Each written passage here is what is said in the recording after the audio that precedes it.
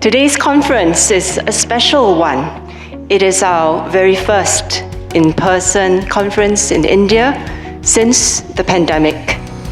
And it is heartwarming to see so many of you here to join us on this occasion. In national arbitration, it's always a comparison. Which do you prefer, courts or arbitration?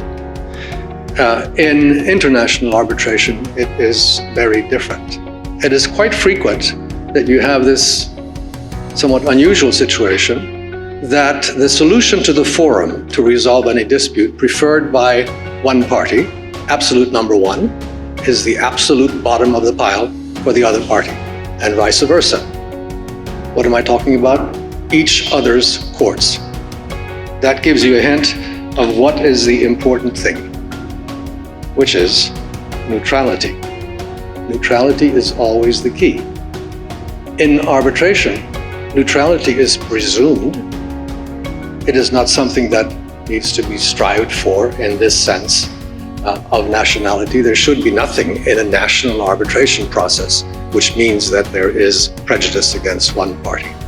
So neutrality is always the key, and that is the beginning and the end of it. International arbitration is the baby, and arbitration is the bathwater we need to save the baby. If international arbitration is not arbitration, what should we call it? Let's see. We will, I suppose, go on calling the sea elephant, and international arbitration is not a bad appellation for international arbitration. But let's remember what it is. So the first thing to consider is really, who is the party you're seeking the interim relief against? The second thing that I would say, which is very important, is urgency.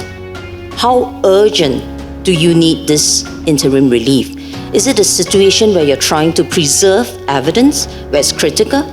Is it a situation where you're trying to get a river injunction, where you're trying to freeze assets and you can't give notice to the other side?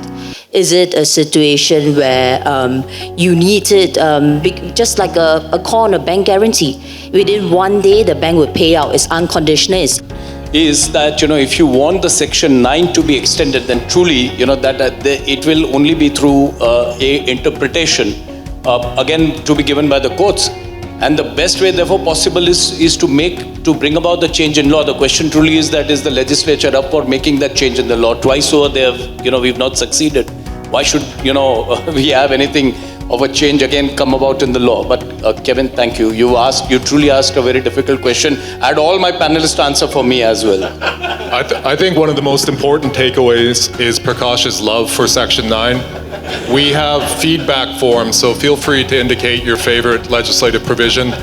He said, it's not the smartest or the strongest species that survives. It's the most adaptable.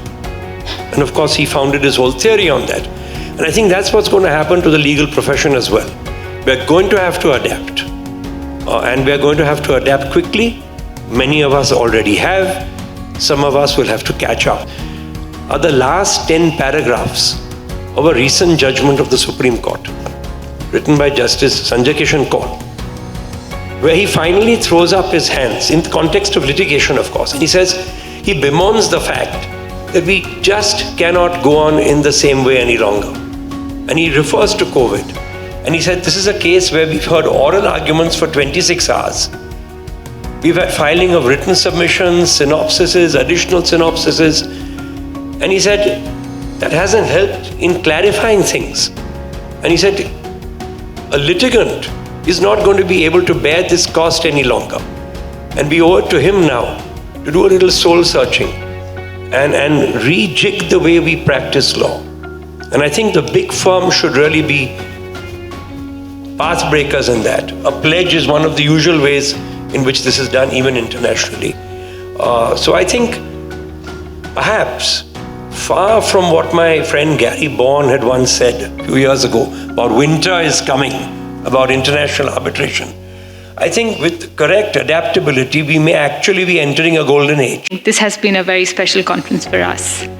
While virtual events kept the exchange of ideas in international arbitration ongoing, I think in-person forums are indispensable to keep the passion for international arbitration strong. I would like you to block your calendar and save the date for our annual India conference on the 12th of November in New Delhi.